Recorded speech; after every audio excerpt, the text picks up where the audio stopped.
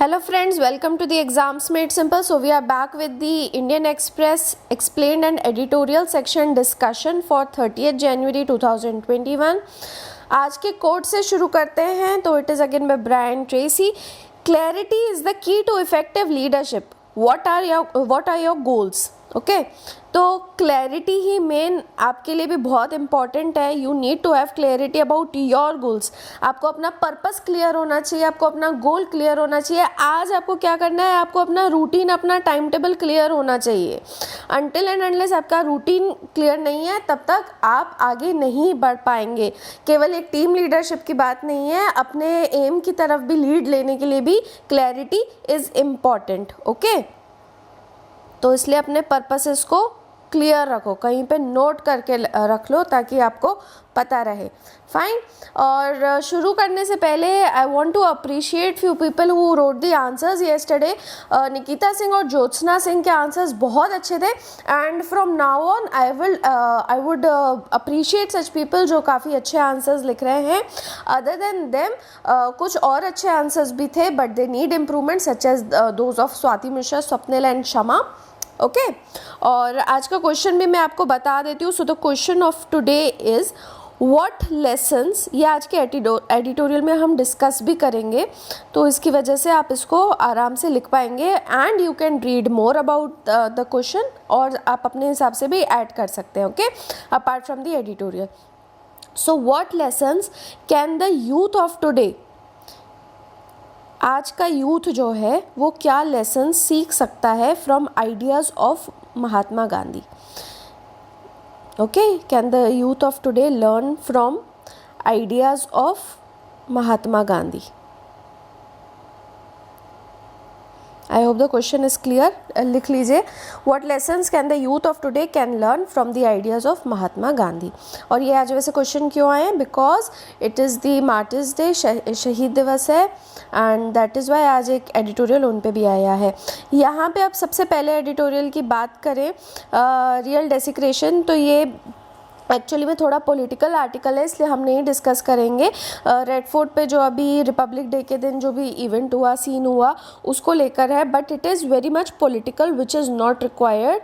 और next also जो article है it is although by N K. Singh. I thought कि इट वुड बी काफ़ी इंफॉर्मेटिव टाइप, लेकिन I hope you know N K. Singh, he is the chairman of 15th finance commission और ये FRBM committee भी जो आई थी उसको भी हेड कर चुके. ओके तो लेकिन इन्होंने जो लिखा है आर्टिकल बेसिकली शैबल गुप्ता पे लिखा है.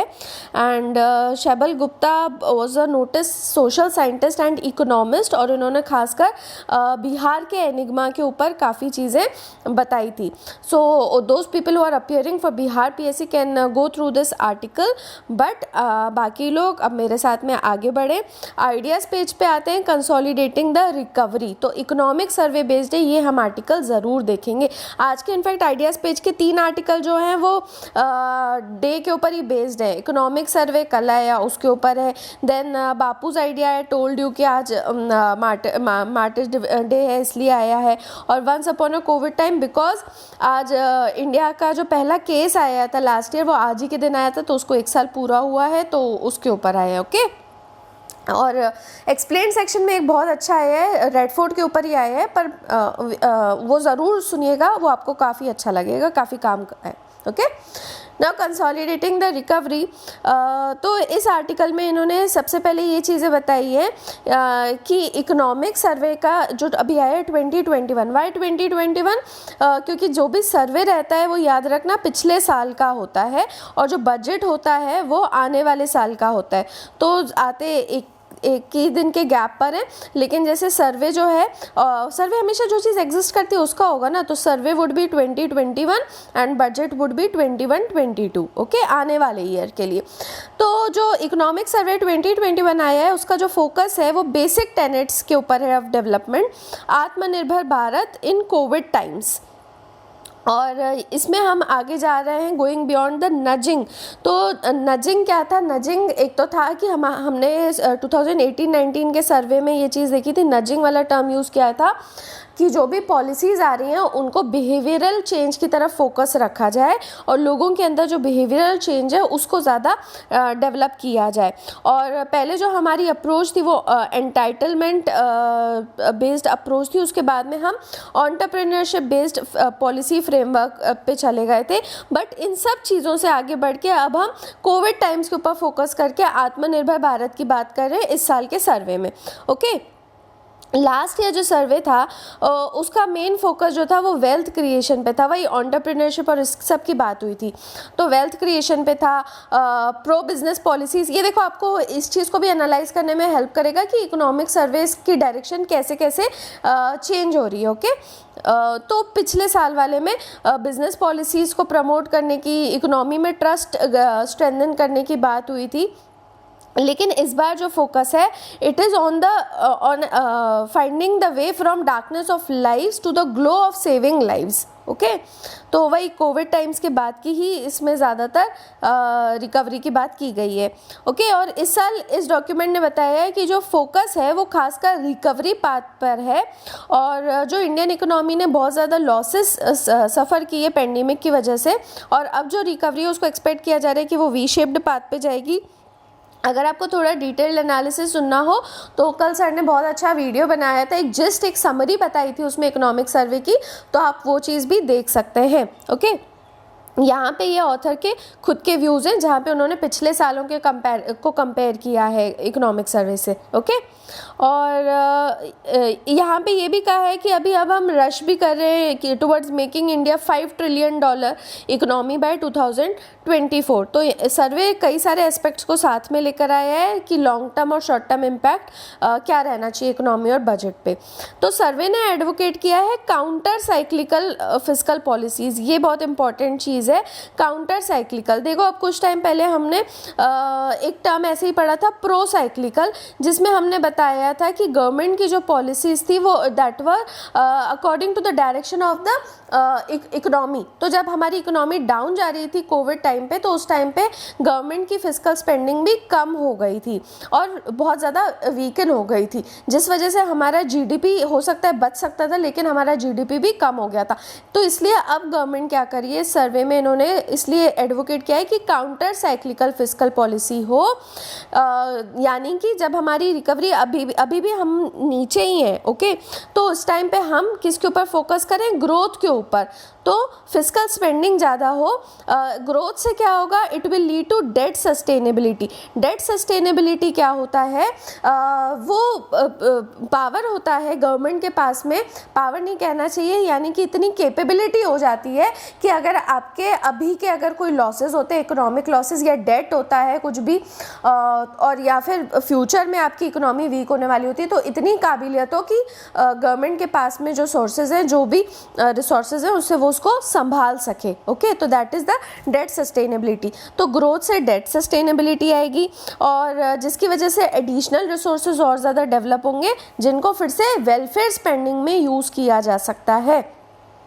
और इसमें इस चीज़ का भी ध्यान अभी रखा गया है कि इंडिया के पास में सफिशिएंट फॉरेक्स रिजर्व्स हैं, जिसकी वजह से इंडिया अभी पब्लिक और प्राइवेट डेट का पूरा ध्यान रख सकता है। इसी वजह से डेट सस्टेनेबिलिटी का है। ओके, ये सारे टर्म्स याद रखिएगा और इनको अपने आंसर्स में ज़रूर यूज़ करें। ओके, अब इन्होंने कहा है कि असेसमेंट्स ऐसे मैटर में अक्सर क्रेडिट रेटिंग एजेंसीज़ के फ्लॉड रहते हैं, और हालांकि अब वही है कि हर बार देखो सर्वे पॉइंट आउट करता है कि इंडिया के पास में कैपेबिलिटी, इतना फॉरेक्स रिजर्व है, अपने डेट्स का ध्यान रख सकता है, किसी के ऊपर डिपेंडेंट नहीं है, लेकिन उसके बाद में भी हमारी क्रेडिट रेटिंग हमेशा कम आती है। ओके,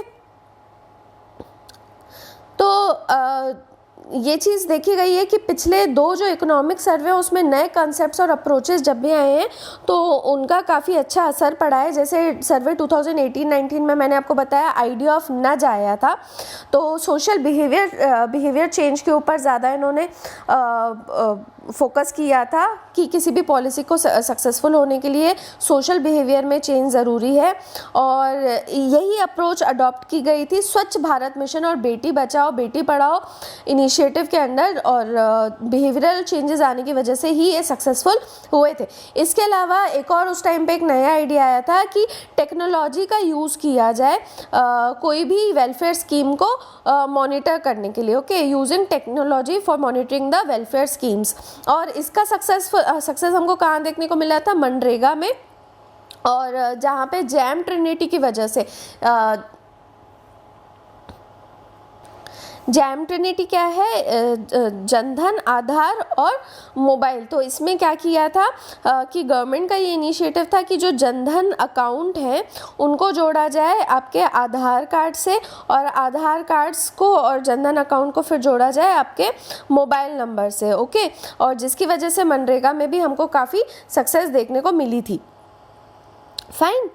सो अब क्या बात है कि अब हमारा डेमोग्राफिक डिविडेंड जो है वो फ्यूचर में जाहिर सी बात है अब धीरे धीरे कम होगा, और धीरे धीरे हमारी सोसाइटी भी जो हो रही है इट इज़ गेटिंग एज्ड। खासकर कुछ स्टेट्स में तो काफ़ी तेज़ी से हो रही है एजिंग, जो ज़्यादा डेवलप्ड टाइप की है। तो ये आपको पता होना चाहिए कि जैसे जैसे डेवलपमेंट बढ़ता है सोसाइटी एज्ड होती जाती है। फाइन। तो सर्वे ने इसलिए कई सारे अब रिकमेंडेशंस किए हैं towards schooling, public expenditure on health care and raising the retirement age. इस साल का जो सर्वे है उसका खास फोकस है on enhancing the public health care spending, जो कि हर कोई, देखो हम इतने दिन से पढ़ रहे थे कि हेल्थ केयर के ऊपर ज़्यादा स्पेंड करने की बात की जा रही थी, और वही आउट ऑफ पॉकेट एक्सपेंडिचर को कम करने की बात की जा रही थी।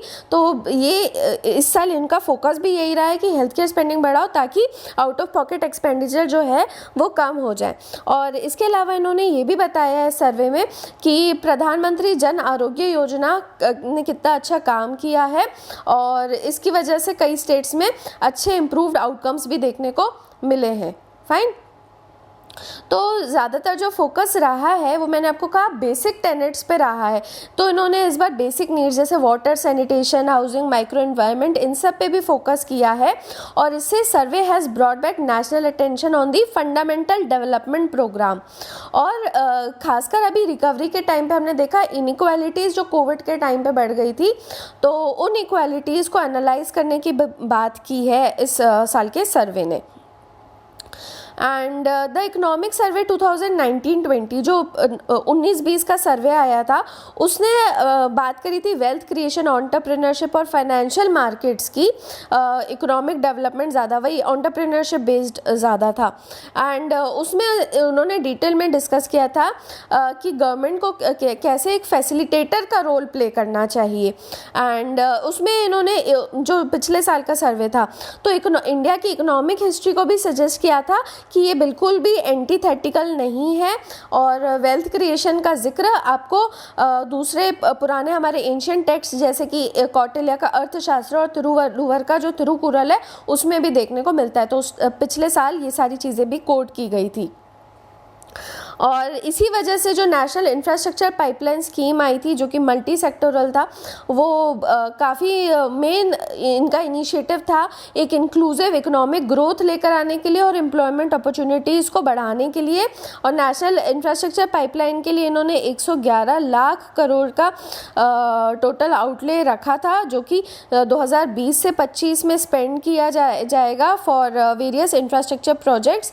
सारे सेक्टर्स मल्टी सेक्टोरल था ना, तो energy, road, urban infrastructure, railway सबको मिला के इसके ऊपर फोकस किया गया था। अब इनका कहना है कि जो सर्वे है इसका फोकस ट्रेड के ऊपर भी होना चाहिए था, और जो अभी खासकर पेंडेमिक के टाइम पे देखा था एक वैल्यू चेन इंटीग्रेशन हमारा ख़त्म हो गया था साउथ और साउथ ईस्ट एशिया में। तो इसलिए आपको ये भी एनालाइज करना चाहिए था कि बहुत ज़्यादा जो हाई कॉस्ट ऑफ टैरिफ है उस चीज़ को आपको एनालाइज करना चाहिए था, क्योंकि जो हमारे एक्सपोर्ट्स जाते हैं तो हमारे एक्सपोर्ट्स का जो 38% है वो किसके ऊपर डिपेंडेंट है वो इम्पोर्ट डिपेंडेंट है, और इम्पोर्ट्स के ऊपर अगर आप बहुत ज़्यादा हाई टैरिफ रखोगे तो हमारे एक्सपोर्ट्स में भी कमी आएगी। तो हालांकि इंडिया ने कोविड के टाइम पे, कोविड के बाद कोविड के बाद तो नहीं, लॉकडाउन के बाद में अपनी कमर्शियल पॉलिसीज़ को काफ़ी रिलैक्स किया था, जिससे एक्सटर्नल सेक्टर ग्रो कर रहा था। और इसके अलावा एफडीआई इन्फ्लोज भी और फॉरेक्स का अक्यूमुलेशन भी हमारे पास में काफ़ी अच्छा रहा है। तो ऑथर ने कहा है कि इकोनॉमिक सर्वे ने फाइनली एक ऐसा स्टेज सेटअप कर दिया है जिसमें हम वही आत्मनिर्भर की बात इन्होंने की है कि लोकल प्रोडक्शन को हम प्रमोट कर सकते हैं और साथ में कंजम्पशन को भी प्रमोट करना है और रेजिलियंस और इंटरनल स्ट्रेंथ्स का भी ध्यान रखना है। फाइन। अब ये जो आर्टिकल आया है बापूज आइडियल्स फॉर यंग इंडिया, ये एम वेंकैया नायडू ने लिखा है, who is the vice president, and ये मार्टर्स डे पे इन्होंने लिखा है। और देख लेते हैं क्या बातें बताई है इन्होंने, कि जो कोर वैल्यूज़ थी बापू की यानी गांधी जी की जो थी, the stood for the need to rise above casteism, जो वही है कि आज के हमारी सोसाइटी और नेशन को चीज़ें ख़त्म कर रही हैं, उसी को अब इन्होंने टारगेट यहाँ पे किया है। That the core values were the need to rise above casteism, communalism, regionalism and provincialism of any kind, और अपने आप को हम नॉन वायलेंस के आइडिया पे कमिट करें, यानी किसी भी तरीके का सेक्टेरियनिज्म नहीं होना चाहिए, अलगाववादी अप्रोच नहीं होनी चाहिए। ये इनकी कोर वैल्यूज़ थी, और नॉन वायलेंस का भी ध्यान रखने की। तो उनका जो पूरा इंस्पिरेशन था वो उनके इस प्रिंसिपल पे बेस्ड था, यानी जो हमारा एंशिएंट ट्रेडिशन में रहा है, अहिंसा या फिर नॉन वायलेंस। और इसी आइडल ने कई लोगों को उस टाइम पे भी इंस्पायर किया, जैसे Martin Luther King junior, Nelson Mandela, Albert Einstein, Barack Obama, और अभी के भी लोग हैं ये, पर्ल बक और स्टीव जॉब्स। और इन्होंने सत्याग्रह और सच और पीस को ही अपना हथियार बनाया था in his India struggle for independence. और इसके अलावा इन्होंने शहीद दिवस पे भगत सिंह, सुखदेव, राजगुरु और चंद्रशेखर को भी उनकी डेथ को भी कमेमोरेट किया है, और पूछा है कि ये जो सारे लोग थे इनके पीछे इनको बाइंड करने वाला कॉमन थ्रेड क्या था। वो यही था कि उन्होंने नेशन को खुद से ऊपर रखा था, उन्होंने आज़ादी को स्लेवरी और ऑपरेशन से ऊपर रखा था, और उसी की वजह से they were able to rise against the might of the British Empire. अच्छा, और यहाँ पे ऑथर ने कुछ कोट्स भी बताए हैं, तो आप ये चाहें तो, और उनके कुछ वर्ड्स लीडर्स के बताए हैं, तो आप चाहें तो उनको भी नोट डाउन कर सकते हैं। जैसे भगत सिंह के इमॉर्टल वर्ड्स थे, that sword of revolution is sharpened on the whetting stone of ideas. Whetting stone वही होता है जो मतलब शार्पन, टूल्स को शार्पन करने के लिए होता है। तो जो क्रांति की तलवार होती है वो आइडियाज़ के वेटिंग स्टोन पर ही शार्पन की जा सकती है। तो इस टाइम पे हम वैसे भी ग्रोथ की तरफ जा रहे हैं, तो ऐसी अपॉर्चुनिटी जब हमारे हाथ में है तो इस टाइम पे आज के यूथ को ज़रूरत है कि वो अपनी एनर्जी को इस चीज़ में लगाएं कि किस तरीके से नेशन को, कंट्री को आगे लेके जाना है। और इसके लिए उनको इंस्पिरेशन यही अपने पास्ट रेवोल्यूशंस, पास्ट आइडियाज़ से ही मिल सकता है। तो ये जो नैरो सेक्टेरियनिज्म है इसको क्रॉस करके, और जो सोशल बैरियर्स आ रहे हैं जो हमारी सोसाइटी को बांट रहे हैं, उनको क्रॉस करके उनको अपनी जर्नी में आगे जाना चाहिए। Like Swami Vivekananda said, arise, awake and do not stop until the goal is reached. ठीक है। और लोकमान्य बाल गंगाधर तिलक ने भी उस टाइम पे ये कहा था कि each one of us will have to subordinate himself to the larger good. यानी वही है कि जो ज़्यादा बड़ी चीज़ है, जैसे नेशन बिल्डिंग जो ज़्यादा बड़ी चीज़ है, उससे बड़ा कोई टास्क नहीं, और हमको अपने आप को उससे नीचे ही रखना होगा। ठीक है, वही मतलब पुटिंग नेशन बिफोर सेल्फ। और India has been a repository of wisdom, यह हमारा शुरू से कन्विक्शन भी रहा है। वासुदेव कुटुंबकम, यानी कि पूरी दुनिया ही हमारी एक फैमिली है। और ऋग्वेद के वर्सेस का भी अंडरलाइन मैसेज यही है, एकम सत विप्रा बहुधा वदंती, यानी कि सच या सच्चाई एक ही है, ट्रूथ एक ही है। बस ये है कि जो साधु संत सेजस विप्रा जो भी कह लो वो उसको अलग अलग नाम से पुकारते हैं। फाइन। तो इसलिए जो आज का यूथ है उसको अपनी लाइफ को एम्यूलेट करके खुद को पूरी तरीके से नेशन को सर्व करने में लगा देना चाहिए। जैसे कि गांधी जी ने भी कहा था, the best way to find your self is to lose your self in the service of others. ये कोट्स बहुत अच्छे हैं, बार बार आपने सुने भी होंगे, लेकिन इनको यूज़ करना सीखिए तो इनको आपका लर्निंग वही ख़त्म हो जाती है जहाँ पे आप उसको अप्लाई करना बंद कर देते हो। तो इनको ज़्यादा से ज़्यादा यूज़ करो। और आत्मनिर्भर की भी यहाँ पे इन्होंने बात करी है कि जैसे उस टाइम पे भी फ्रीडम स्ट्रगल के टाइम पे गांधी जी का एम्फेसिस खादी और विलेज इंडस्ट्रीज़ पे था, तो आज भी हमारे लिए एक सेल्फ रिलायंट इंडिया या फिर आत्मनिर्भर भारत जो है is the Bharat of Bapu's dreams. और कोविड-19 पेंडेमिक ने खासकर मतलब ये चीज़ हमको दिखाई कि किस तरीके से industrialist, technologist, innovators, scientist, researchers ने अपनी एकदम मिशनरी ज़ील दिखाई थी और कई सारे हम लोग ने प्रोडक्ट्स खुद से मैन्युफैक्चर किए थे, वेंटिलेटर से लेके पीपीई किट, मेडिसिन और अब वैक्सीन्स भी। ओके, सो ये था यहाँ से। अब देख लेते हैं कोविड टाइम। तो यहाँ पे अब ऑथर्स हैं, इन्होंने क्या चीज़ बताई है कि क्या हमने विटनेस किया है कोविड टाइम में और क्या लेसन्स हमने सीखे हैं फॉर द फ्यूचर। तो they have discussed 5 lessons also. तो जनवरी 30, 2020 को ही इंडिया का पहला कंफर्म केस आया था SARS-CoV-2 का, जिसको उस टाइम पे हम नोवेल कोरोना वायरस कह रहे थे 2019। और हुआ क्या क्या था, डेली रूटीन डिस्टर्ब हो गए थे और इकोनॉमिक एक्टिविटीज़ कम हो गई थी, जॉब अपॉर्चुनिटीज़ काफ़ी ज़्यादा चली गई थी, इकोनॉमिक स्लो डाउन हुआ था, हर सिटीज़न को हार्डशिप फेस करनी पड़ी थी। माइग्रेंट्स बहुत लंबे लंबे रूट्स हम देख रहे थे उस टाइम पे कैसे क्रॉस करके जा रहे थे। आपके सर ने उसके ऊपर एक पोएम भी लिखी थी, काफ़ी हार्ट टचिंग, नहीं सुनिए तो जाके सुन सकते हैं। एंड इससे ही वो जो एक इमेजेस आ रही थी उस टाइम पे हमको प्रॉपर चैलेंजेस का पता चल रहा था और जो लोग पॉजिटिव हो रहे थे उनको किस तरीके से उस टाइम पे डिस्क्रिमिनेट किया जा रहा था। फ्रंटलाइन वर्कर्स जो कि कॉन्टैक्ट ट्रेसिंग करने जा रहे थे उनको किस तरीके से अब्यूज़ किया जा रहा था, अटैक किया जा रहा था, ये सारे सीन्स भी हमको देखने को मिले थे। इन्फोडेमिक जो था एक मेजर हर्डल बन गया था। इन्फोडेमिक क्या है, मैंने आपको पहले भी बताया था। Infodemic is miss information regarding the pandemic. तो जो कुछ ऊटपटांग मिथ्स, कुछ गलत इन्फॉर्मेशन जा रही थी पेंडेमिक को लेके, उसको ये टर्म कॉइन किया गया था इन्फोडेमिक। ओके, और इसके अलावा ये भी देखा गया था कि इंडियन हेल्थ सिस्टम को लेकर और हेल्थ सर्विसेज को बूस्ट करने के लिए कितना ज़्यादा पॉलिसी के ऊपर बहस या चर्चा हुई थी।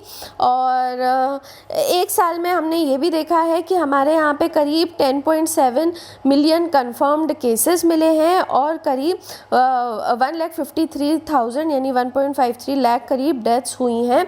तो ये मतलब हालांकि छोटा नंबर नहीं है, लेकिन जो प्रोजेक्शन किया गया था वो ये था कि इसकी सिचुएशन और ज़्यादा बुरी हो सकती है। लेकिन अभी भी ये फाइट ख़त्म नहीं हुई है क्योंकि कई सारे नए स्ट्रेंस आ रहे हैं, जैसे कि ब्राज़ील के मनाउस में भी देखने को मिला है कि बहुत ज़्यादा वहाँ पे सीरो प्रेवलेंस हाई, यानी वहाँ पे इम्यूनिटी काफ़ी ज़्यादा डेवलप होने के बावजूद वहाँ पे किस तरीके से फ्रेश सर्ज हुई है नए स्ट्रेन की वजह से। तो इसका मतलब है कि अभी भी वायरस को लाइटली नहीं देखा जा सकता and the pandemic is not yet over. और ये भी हमने अब चीज़ें देखी कि ये जो डिजीज़ेज़ हैं इनका मतलब सबसे ज़्यादा सोशल और इकोनॉमिक इम्पैक्ट पुअर, मार्जिनलाइज्ड और वल्नरेबल लोगों पे पड़ा है। और इनफॉर्मल सेक्टर था जो जिनकी जो इनकम वगैरह थी वो बिल्कुल कम हो गई थी और जॉब लॉसेस भी इनको ज़्यादा फेस करने पड़े थे। बच्चों की एजुकेशन भी बहुत ज़्यादा इफ़ेक्ट हुई थी और जो विमेन हैं उनको भी अपनी रूटीन हेल्थ सर्विसेज एक्सेस करने में प्रॉब्लम गई थी। इसलिए ऑक्सफैम ने कोविड-19 को क्या कहा है, इनइक्वालिटी वायरस। ये भी याद रखें, ये ऑक्सफैम की रिपोर्ट में है। ऑक्सफैम की रिपोर्ट हम यहाँ भी डिस्कस कर चुके हैं और हिंदू में भी डिस्कस कर चुके हैं। तो अब लर्निंग्स यहाँ पे ऑथर्स ने बताई हैं, 5 लर्निंग्स हमें क्या मिली हैं। तो सबसे पहली बात तो गवर्नमेंट को हेल्थ पे इस तरीके से इन्वेस्ट करना चाहिए ताकि वो इनइक्वालिटीज़ को ही एड्रेस कर सके, यानी कि पॉवर्टी को एलिवेट करना है, आने वाले एपिडेमिक्स और पेंडेमिक्स के लिए खुद को तैयार करना है।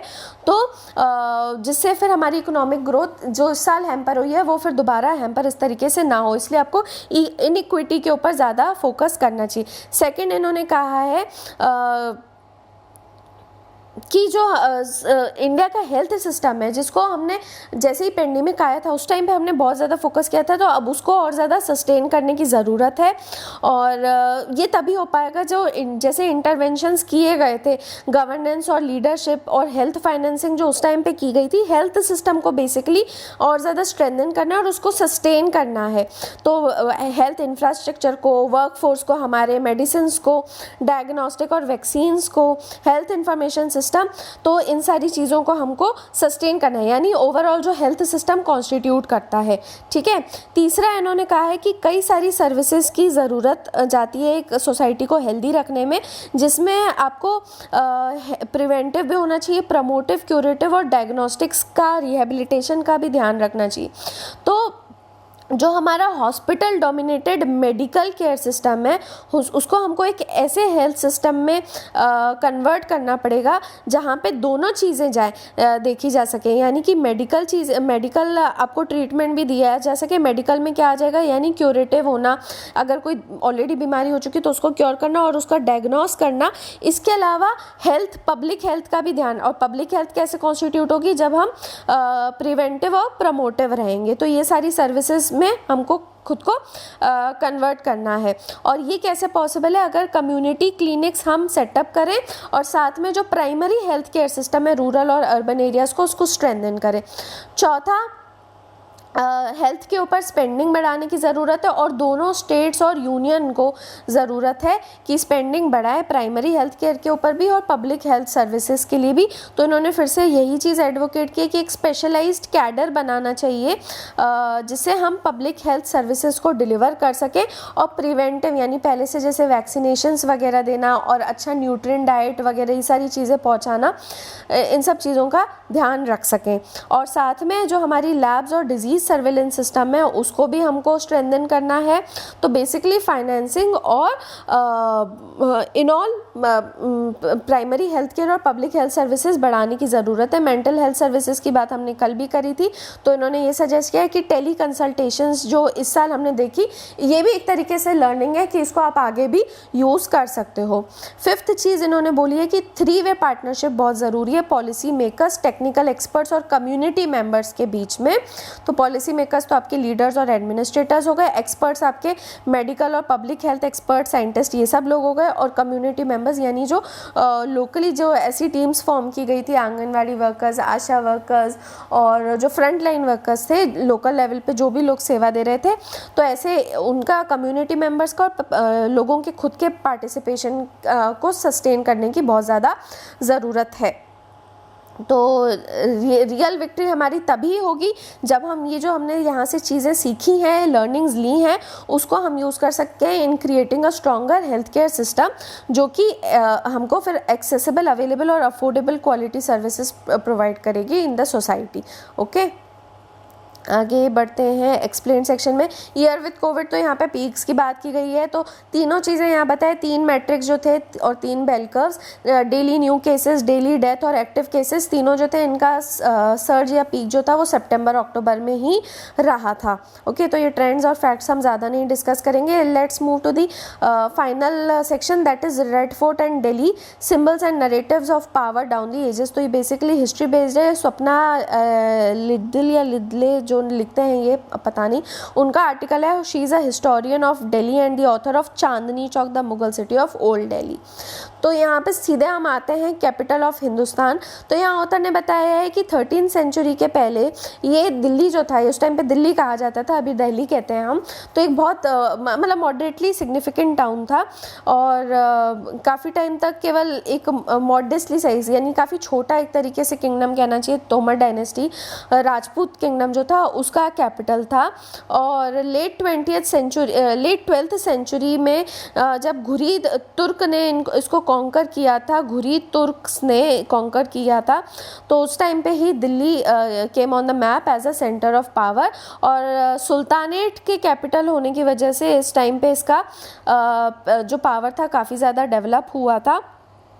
ओके और जब बाबर भी आए थे और उन्होंने इब्राहिम लोदी को 1526 में डिफीट किया था पानीपत में, तो ही हेडेड फॉर एक्चुअली दिल्ली, जिसको उन्होंने कहा था कैपिटल ऑफ ऑल हिंदुस्तान। जबकि इब्राहिम लोदी को उन्होंने डिफीट किया था तो उस टाइम पे लोदीज़ का रूल था, और लोदीज़ जो थे उस टाइम पे आगरा से रूल कर रहे थे, उनका कैपिटल आगरा था पिछले 20 सालों से। फाइन।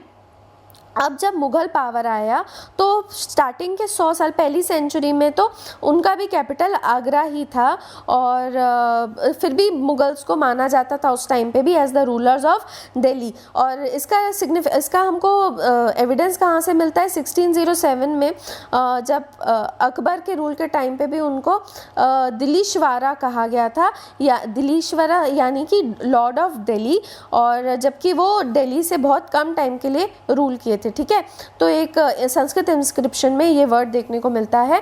और उसी तरीके से 1621 में जब जहांगीर का रूल था तो एक पर्शियन इंस्क्रिप्शन है ऑन सलीमगढ़ ब्रिज। तो ये रेड फोर्ट से जुड़ा हुआ ही सलीमगढ़ ब्रिज है। तो वहाँ पे उनको मतलब ये डिस्क्राइब किया गया था शहनशाह Delhi, that is the emperor of Delhi. और सीधे फिर शाहजहाँ की रेन के टाइम पे ऐसा हुआ था कि जो मुग़ल कनेक्शन था वो एक कंक्रीट फॉर्म में आया था, क्योंकि उन्होंने शाहजहानाबाद सिटी का फाउंडेशन किया था, और उसका पैलेस सिटाडेल जो उन्होंने बनाया था वो रेड फोर्ट में बनाया था, रेड फोर्ट को बनाया था इन 1648। और तब से लेके 1857 तक जो था वो उन 200 सालों के लिए करीब दिल्ली जो था वो फॉर्मल कैपिटल था मुगल एम्पायर का। ठीक है, एक चीज़ अब आपको यहाँ पे रेड फोर्ट के बारे में बता देते कि ओरिजिनली ये रेड एंड वाइट कलर का था, और इसकी जो डिज़ाइन थी उसके आर्किटेक्ट थे उस्ताद अहमद लाहौरी, जिन्होंने ताजमहल भी उस टाइम पे कंस्ट्रक्ट किया था। और रेड फोर्ट को कंस्ट्रक्ट किया गया था 1639 से 1648 के बीच में। ओके, आर्किटेक्ट याद रखिएगा उस्ताद अहमद लाहौरी। फाइन। तो उस टाइम पे ये 200 सालों के टाइम पे मतलब एक और चीज़ थी कि इसके पहले जो कैपिटल था वो तो अलग अलग साइट्स पे रहा था, महरौली, किलूगढ़ी, सिरी, तुगलकाबाद, इन सब जगहों पे कैपिटल रहा था, जहांपना, फिरोज़ाबाद, दीनपना। लेकिन फिर फाइनली जाके ये शाहजहानाबाद में ही ये सेटल हुए थे permanently. Now why it is a coveted political prize. तो 18th सेंचुरी में दूसरे डेवलपमेंट्स भी हुए थे कि एक्चुअली में, हालांकि 1857 यानी 19th सेंचुरी तक फिर भी माना जा रहा था, सिंबलाइज किया जा रहा था, लेकिन 18th सेंचुरी में ही जो मुग़ल प्रोविंसेस थे वो टूटने लगे थे, जैसे कि बंगाल, अवध और हैदराबाद, दे ब्रोक अवे, और नए दूसरे फोर्सेस भी आ गए थे जैसे सिख और मराठास। ठीक है, और इस मुग़ल टेरिटरी केवल श्रिंक नहीं हुई थी, एक तरीके से इनफेक्चुअली हो गई थी। लेकिन मेन चीज़ ये है कि आपने देखा कि हिस्ट्री में इतना ज़्यादा यहाँ से रूल या सब नहीं रहा है, या फिर ज़्यादा टाइम के लिए सस्टेन भी नहीं किया है, लेकिन इसका सिंबॉलिक सिग्निफिकेंस जो है वो सबसे ज़्यादा था, और इसको सोर्स माना जाता था एक लेजिटिमेट सोवरन अथॉरिटी का। और इस वजह से ये सारे स्टेट्स भी जो थे वो यहीं पे ही, और साथ में जब बाद में EIC यानी ईस्ट इंडिया कंपनी भी आई थी तो वो इन्हीं के नाम के अंडर रूल करते रहे थे, और इन्हीं के नाम से ही कॉइन्स वगैरह इशू करते रहे थे। तो इसलिए इसके ऊपर कॉन्क्वेस्ट करना, कंट्रोल करना एक प्राइज़ की तरह माना जाता था। तो जो सफदरजंग थे, अवध के नवाब जो थे, उन्होंने सिविल वॉर भी इसीलिए ही वहाँ पे लड़ा था, ताकि वो अपनी प्राइम मिनिस्टर की जो पोजीशन है ऑफ मुग़ल एम्परर उसको वो कायम रख सकें। सिखों ने भी, उनके भी खुद के एम्बिशंस थे, और वो इसीलिए 1783 के वॉल्स तक 1783 में सिटी के वॉल्स तक पहुंच गए थे वापस जाने से पहले। इस इवेंट के बारे में अभी हम आगे और बताएंगे। और उसके बाद में मराठास को खासकर मेन सक्सेस मिली थी अगले साल में, जब महदजी सिंधिया जो थे वो ही became the power behind the throne.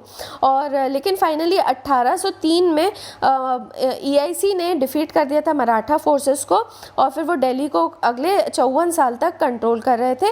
क्यों? क्योंकि फिर 1858 में जो है प्रोक्लेमेशन ऑफ क्वीन विक्टोरिया हुआ था 1858 में। तो उस टाइम पे फिर ये रूल जो था वो ब्रिटिश गवर्नमेंट के हाथ में चला गया था।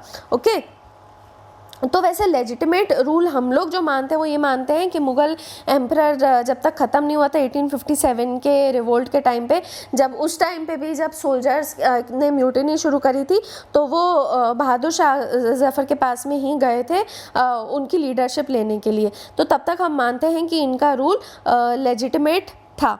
ओके, तो जब रिवोल्ट उस टाइम पे क्रश किया गया था दिल्ली में, तो ब्रिटिश आर्मी ने रेड फोर्ट को कॉन्कर कर लिया था and the officers drank to their queen's health वही इन द दीवाने खास, यानी कि जो वही प्रोक्लेमेशन किया गया था क्वीन विक्टोरिया का, वो वहीं पे दीवाने खास में ही किया गया था। ओके, तो यही यहाँ के आप मुझे स्ट्रक्चर्स बता सकते हैं रेड फोर्ट के, क्योंकि अब ये न्यूज़ में तो इम्पॉर्टेंट है, तो आप इसके बारे में थोड़ा पढ़ सकते हैं। ओके, जैसे एक वहाँ पे लाहौरी गेट है जो कि मेन गेट है, जहाँ पे जिसके रैम्पार्ट से प्राइम मिनिस्टर इंडिपेंडेंस डे के दिन वो फ्लैग हमारा ट्राइकलर वेव करते हैं। और लाहौरी गेट के अलावा दिल्ली गेट भी है। अच्छा, इसका नाम लाहौरी गेट क्यों है? क्योंकि it faces the city of Lahore. Okay, और वहाँ पे दीवाने खास, दीवाने आम और कई सारे दूसरे महल बने हुए हैं, तो आप इनके बारे में, स्ट्रक्चर के बारे में अच्छे से पढ़ सकते हैं। और ये दीवाने खास ही हॉल था जहाँ पे बहादुर शाह को फिर ट्रायल उनको किया गया था 1857 में। और वहीं पे अब देखो इसका इम्पोर्टेंस इसलिए कायम रहा क्योंकि 90 साल बाद भी जब 1945-1946 में INA के ट्रायल्स हुए थे, इंडियन नेशनल आर्मी के ट्रायल्स हुए थे, 3 लोगों का वहाँ पे ट्रायल हुआ था। Okay, now here is again a question for you कि INA ऑफिसर्स जिनका ट्रायल यहाँ पे हुआ था और उनके आपको मुझे नाम बताने हैं। और इस वजह से ही 1945-46 में इनके ट्रायल की वजह से एक दूसरी इमेंस वेव जनरेट हुई थी ऑफ नेशनलिस्ट सेंटिमेंट की, जो कि जिसके बाद हमको इंडिपेंडेंस की लड़ाई में हम और आगे बढ़े थे। तो इंडिपेंडेंस की वजह से ज़रूरी था कि ये जो रेड फोर्ट का जो साइट है जिसके ऊपर मतलब उन्होंने अपना पावर दिखाया हुआ था ब्रिटिश गवर्नमेंट ने, तो उसको सिंबॉलिकली क्लेम किया जाए, उसका सिंबल जो है वो उसको आगे बढ़ाया जाए। और इसलिए जब 1947 अगस्त 15 को जब इंडिपेंडेंस मिला था तो प्राइम मिनिस्टर ने उस दिन इंडिया गेट पे झंडा लहराया था, और लेकिन अगले दिन उन्होंने फिर जाके रेड फोर्ट के रैम्पार्ट से भी उसको हॉइस्ट किया था।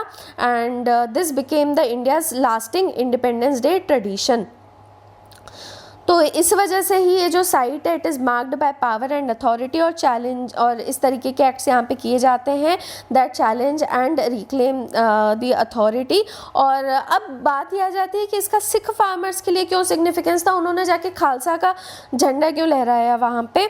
तो अब बात आ जाती है फिर से हम 1783 के इवेंट की बात करें कि जब सिख ने इनकर्जन किया था, तो उस टाइम पे तो हम जो हिस्ट्री पढ़ते हैं उसमें पढ़ते हैं that they turned away from the walls and they didn't enter the city. लेकिन जो हेजियोग्राफीज़ है, सिख हेजियोग्राफीज़ है यहाँ की, वहाँ के जो संतों की ऑटोबायोग्राफी है, तो उसमें या फिर सिख लेजेंड कह लो, उसमें अलग कहा जाता है।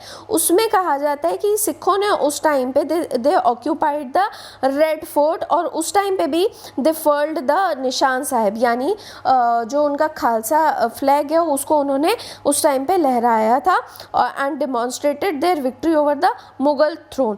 और इसी वजह से ही 2014 से एक्चुअली में फतेह दिवस मनाया जा रहा था, उसी इवेंट को याद करते हुए कि उस टाइम पे तो उन्होंने अपना फ्लैग वहाँ पे फर्ल किया था, निशान साहब को फर्ल किया था, और इसलिए इस दिन को मतलब फतेह दिवस के रूप में मनाया जाता है, एनुअली मनाया जाता है as an anniversary of the events in 1783। लेकिन अब उस टाइम के इवेंट और अभी के इवेंट में कितनी सिमिलैरिटी नहीं कह सकते हैं, क्योंकि उस टाइम पे जो रूल था मुगल्स का, जो उन्होंने सिखों ने उस रूल को देखा था, उसको एक ऑपरेसिव रूल की तरह देखा था। लेकिन आज जो वो साइट है वो एक अथॉरिटी के कंट्रोल में, तो बेसिकली उस अथॉरिटी को चैलेंज किया गया है। So that was all from the article. I hope आपको ये अच्छे लगे होगा आज का डिस्कशन। तो प्लीज़ लाइक करें, शेयर करें and subscribe our channel, and thanks for watching friends. Have a nice day.